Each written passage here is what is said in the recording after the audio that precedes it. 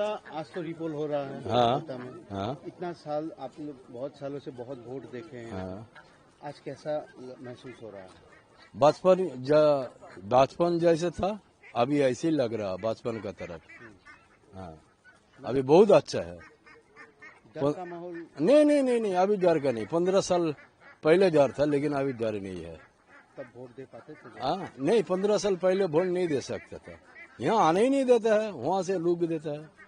क्या करते थे वो लोग उस टाइम पे? उसका दल बल है, गुंडाबाजी है। वहाँ वोट देने आता है, वहाँ रोक के देता है, बोले नहीं जाना होगा आपको, आपका वोट हो गया। और आज अब खुद आके वोट? हाँ खूब आज खुशी है, हम देख के आज खूब खुशी है। आज वोट दिए हैं, कैसा माहौल है?